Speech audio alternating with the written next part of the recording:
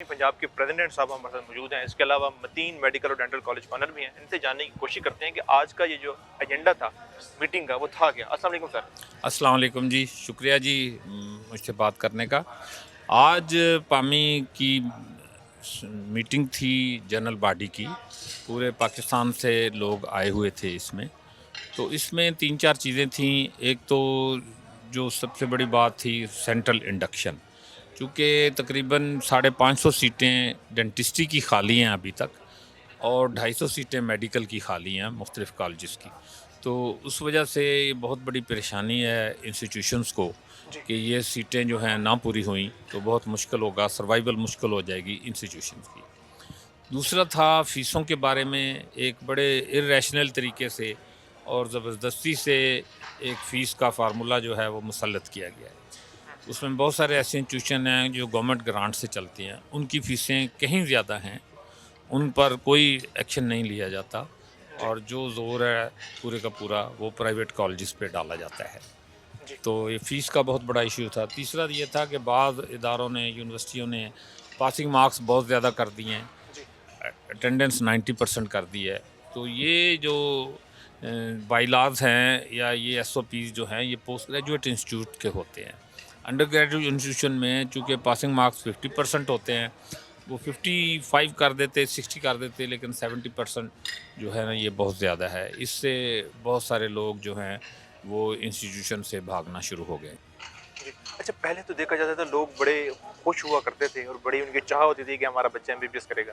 लेकिन अब आप बता रहे हैं सीटें खाली हैं, तो ये आगे जो आने वाले साल है उसके अंदर क्या बिल्कुल, आगे नुकसानात हम देखेंगे? आगे आने वाले सालों में बहुत ज़्यादा तबाही का इम्कान है। मेडिकल प्रोफ़ेशन अभी भी दुनिया भर में एक बहुत ही रिस्पेक्टेबल प्रोफ़ेशन है और अभी भी नंबर 1 प्रायोरिटी पे है, पूरी जी। वर्ल्ड में, ये नहीं कि पाकिस्तान में। हाँ जी।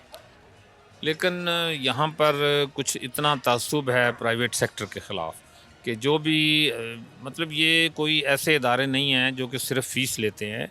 हर इंस्टीट्यूशन में कम से कम 500 से 600 तक लोग मुलाज़म होते हैं। जी 500 बच्चे, अगर 100 सीटें हैं तो 500 बच्चे मेडिकल के पढ़ते हैं, तो 500 ख़ानदान भी उसमें इन्वॉल्व होते हैं। जी फिर इतने सारे लोगों को रोज़गार देना और 500 डॉक्टर प्रोड्यूस करके हर साल हर कॉलेज गवर्नमेंट को देता है 100 डॉक्टर्स।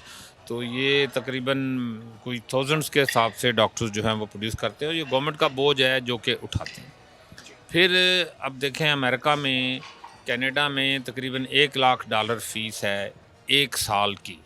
जी। हम यहाँ $10,000 में हुँ, डॉक्टर प्रोड्यूस कर रहे हैं पर ईयर। जी तो बांग्लादेश में फ़ीस हमसे ज़्यादा है और जो इंडिया में फ़ीस हमसे ज़्यादा है, श्रीलंका में फ़ीस हमसे ज़्यादा है। हुँ, सिर्फ़ उन्हीं इदारों में या उन्हीं मुल्कों में फ़ीस कम है जो कि स्टेट ओन्ड है।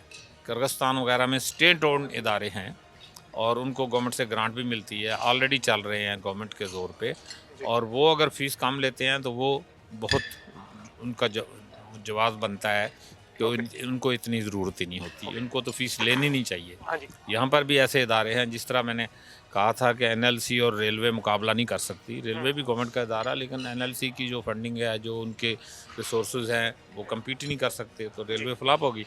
जी इसी तरह प्राइवेट इंस्टीट्यूशन अगर मुकाबला करेंगे आप गवर्नमेंट इंस्टीट्यूशन से, गवर्नमेंट में तो 40 लाख टू 50 लाख पर स्टूडेंट पर ईयर गवर्नमेंट खर्च करती, हुँ, और हम तो अभी तक 15, 16, 17 लाख की बात करते हैं जिस तरह की। जी, ओके। अच्छा सर, जैसे फ़ीसेस की बात हो रही है, तो ज़ाहिर है मेडिकल कॉलेज के ही लोग जान सकते हैं कि हम कितने खर्चात हमारे हो रहे हैं, तो वो उसके हिसाब से। अच्छा, अगर ये थोड़ी-सी आज़ादी दे दी जाए, तो आप नहीं समझते कि कुछ ऐसे कॉलेजेस जो अपनी फ़ीसेस बढ़ा देंगे, हम तो इतने इनका खर्चात कर। यकीनन ऐसे होता है, कुछ लोग लालच में भी आ जाते हैं, लेकिन रैशनल बनाया जाए ना, जब डिसीजन करना है तो हमें साथ बिठा लें। हुँ, और जितने इदारे हैं उनमें प्राइवेट कॉलेजेस की नुमाइंदगी नहीं है। देखिए जी, वो इन्वेस्ट कर रहे हैं और बहुत बड़ी इन्वेस्टमेंट उन्होंने की है, नेशनल बिल्डिंग है, एक डेवलपमेंट प्रोग्राम है, उसमें शेयर कर रहे हैं।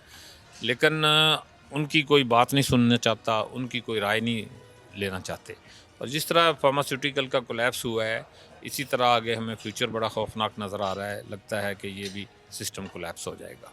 चलिए सर, थैंक यू जब सो मच। इन्वेस्टर की कदर नहीं की जाएगी। अगर देखें, मैंने प्रोजेक्ट किया है यूएई में, रास अल खैमा में, वहाँ गवर्नमेंट बहुत सारे काम खुद करके देती है, जगह खुद फ्री देती है। जी। और बहुत सारी चीज़ें गवर्नमेंट करती, यहाँ तो गवर्नमेंट शेयर ही नहीं कोई करती, इसके बावजूद पाबंदियाँ पाबंदियाँ पाबंदियाँ।